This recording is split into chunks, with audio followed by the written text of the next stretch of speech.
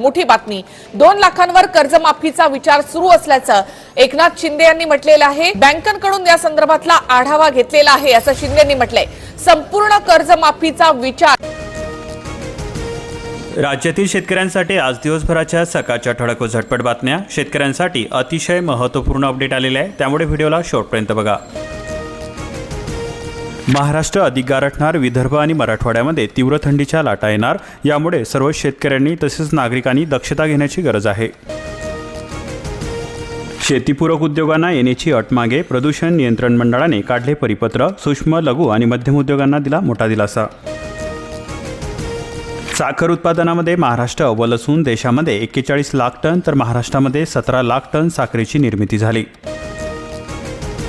1.5 कोटी शेतकऱ्यांना मिळाले 2131 कोटी रुपये। उत्तर प्रदेश सरकारकडून हमीभावाने भात बाजरीची खरेदी तसेच 48 तासामध्ये मिळते मोठी रक्कम। चांदूर बाजारामध्ये मका आवक पोहोचली 5000 क्विंटलवरती, मागणी अभावी दर दबावामध्ये 1500 ते 1700 रुपयांचा मिळतोय दर। प्रत्येक स्मार्टफोनमध्ये सरकारचे संचार साथी ॲप्लिकेशन इच्छा असून सुद्धा डिलीट करता येणार नाही। रब्बी पीक वाचवण्यासाठी शेतकऱ्यांची धावपळ होत असून वन्य प्राण्यांच्या शेतामध्ये दुडगुस होतोय। पिकांच्या नुकसानीमुळे शेतकरी आता हवालदिल झालेले आहे। जन आरोग्य आयुष्यमान योजनांसाठी देशभरामध्ये एकच कार्ड, को ब्रँडेड कार्डची राज्यभरामध्ये मोहीम 20 डिसेंबरपर्यंत वितरण होणार। कापसाला 7615 तर सोयाबीनला 4885 पर्यंत दर मिळण्याचा अंदाज व्यक्त केला जातोय। स्मार्ट प्रकल्प डिसेंबरसाठी शेतमालाला दराचा अंदाज जाहीर करण्यात आला। पोर्टलवरती पूर्वसंमती बंद असून कृषी अवजारांची खरेदी अडकलेली असून योजना सुरू आहे। अकोला जिल्ह्यातील 4500 शेतकऱ्यांना लाभाची प्रतीक्षा आहे। काटेपूर्णा धरणामधून रब्बीसाठी पाण्याचा विसर्ग होत असून परवानाधारक शेतकऱ्यांना होणार लाभ। रब्बीसाठी 8325 हेक्टरचे उद्दिष्ट ठरवण्यात आले।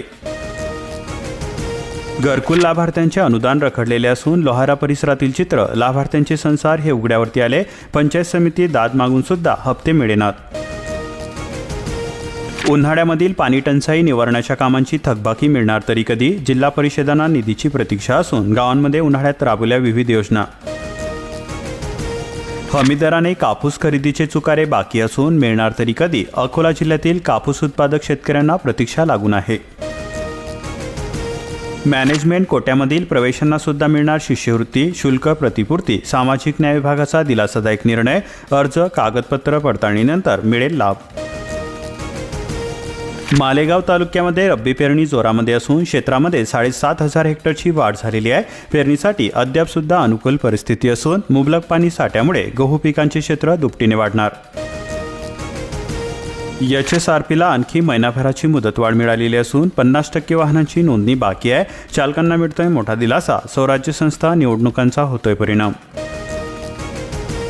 छत्रपती संभाजीनगर जिल्ह्यातील 3423 अंगणवाड्यांपैकी केवळ 171 मध्येच वीज असून स्मार्ट किट येणार। वीज कुठे आहे? वीज बिलासाठी तरतूद शून्य आहे।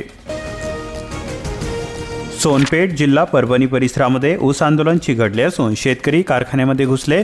त्यांनी 3000 रुपयांची पहिली उचल जाहीर करण्याची मागणी केली। प्रधानमंत्री पीक विमा योजनेबाबत शेतकरी निरुत्साही असून पीक कापणी प्रयोगाच्या आधारेच नुकसान भरपाई मिळणार।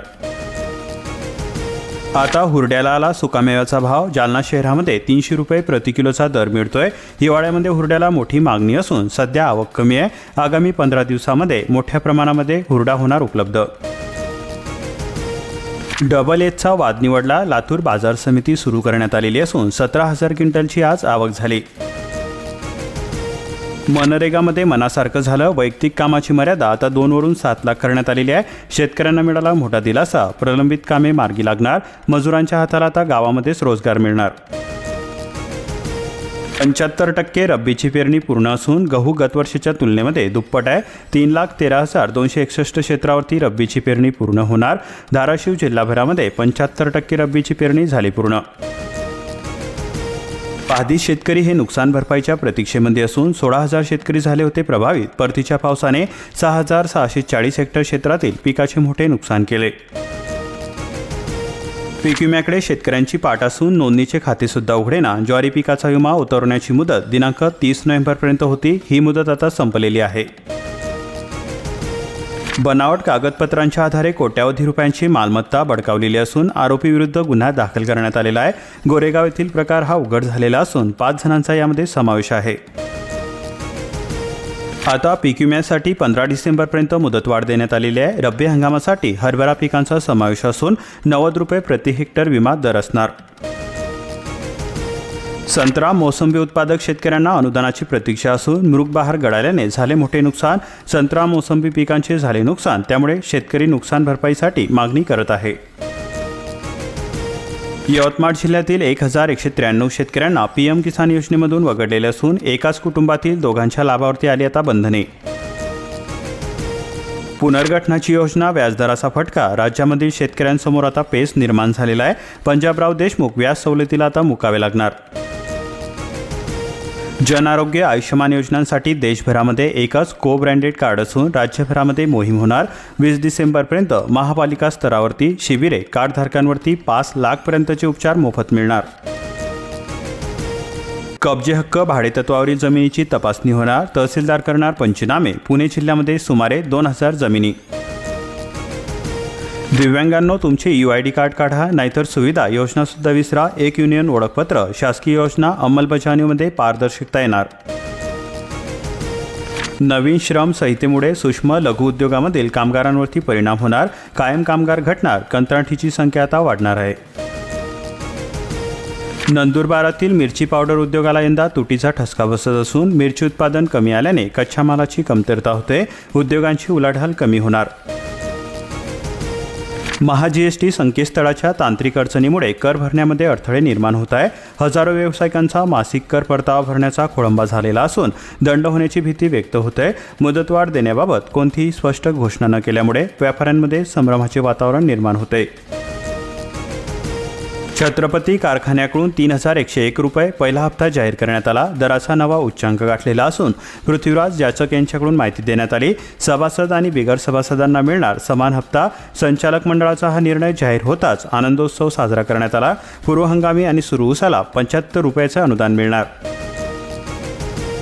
वाकुर्डेचे पाणी शेतीसाठी सोडा. एतवडे बुद्रुकसह भागामधील विहीर बागायत शेतकऱ्यांनी केली मागणी. ग्लोबल वॉर्मिंगचा फटका बसत असून शेतीला मोठा फटका बसतोय. दिवाळीपर्यंत पाऊस पडला, नंतर हिवाळ्यामध्ये थंडीचा जोर कमी झाला व उत्पादनामध्ये मोठी घट बघायला मिळत आहे. शिरगाव परिसरामध्ये वन्य प्राण्यांचा मानवी वस्तीमध्ये शिरकाव होत असून उपद्रव बनला चिंतेचा विषय. सुरक्षेचा प्रश्न हाता येण्यावरती उपाय करण्याची मागणी सरकारकडे केली जाते. महावितरणाची सौर कनेक्शन सक्ती शेतकऱ्यांच्या मुळावरती येते. महापुरामध्ये रोहित्रच टिकत नाही, मग सौरपंप कसे टिकणार? शेतकऱ्यांचा संतप्त सवाल. पारंपरिक कनेक्शनची प्रक्रिया बंद करण्यात आली. यामुळे हजारो शेतकऱ्यांचे अर्ज आता प्रलंबित झालेले आहे. गतवर्षीच्या तुलनेमध्ये कोयनेमध्ये वीज निर्मिती कमी होते. कमी पाऊस होऊन सुद्धा शिवसागर जलाशयामध्ये जादा पाण्याची आवक. 39.036 दशलक्ष युनिट कमी वीज निर्मिती होते. ऊस तोडा, मोड्या बांधा, बाहेर काढा, मगच नेता. तोडणी मजुरांच्या हेकेखोर वागण्याला शेतकरी आता वैतागलेले आहे. कारंजी परिसरामध्ये सौरऊर्जा प्रकल्पाचा वाद विकोपाला गेला. प्रकल्प स्थळाचा वन विभागाकडून पंचनामा करण्यात आला. प्रकल्पाच्या जागेतील झाडे गायब करण्यात आली.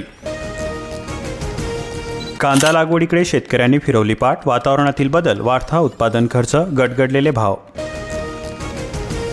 ऊस उत्पादक शेतकऱ्यांचे आंदोलन चिघळले असून 21 शुगरमध्ये गेट तोडून प्रवेश करण्यात आला.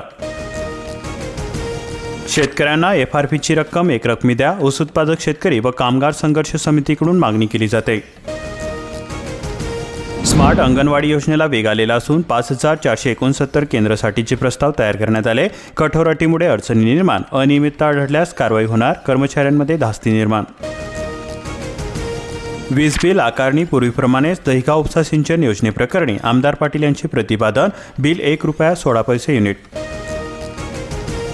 कापूस, सोयाबीन, मका हमीभावाने विक्री होते. कपास किसान ई-समृद्धी ॲप्लिकेशनवरती नोंदणीची सुविधा उपलब्ध करून देण्यात आलेली आहे. प्रतिटन मिळणार ₹2,850. 6 साखर कारखानदारांनी जाहीर केले दर. शेतकऱ्यांच्या पदरी मात्र निराशाच. अभय योजनेमधून 55.50 कोटींची थकबाकी वसूल करण्यात आली. 70,000 मिळकतधारकांचा प्रतिसाद. 20.18 कोटी रुपयांची सवलत. देशामधील बेरोजगारीचा दर हा 3.2% आहे. 6 वर्षामध्ये लक्षणीय घट झालेली असून शहरांसह ग्रामीण भागामध्ये रोजगार निर्मिती. अशाच प्रकारच्या महत्त्वपूर्ण बातम्यांसाठी आताच आपल्या चॅनलला सबस्क्राईब करून बेल आयकॉनला ऑलवरती सेट करा आणि हा व्हिडिओ जास्तीत जास्त मित्रांपर्यंत शेअर करा.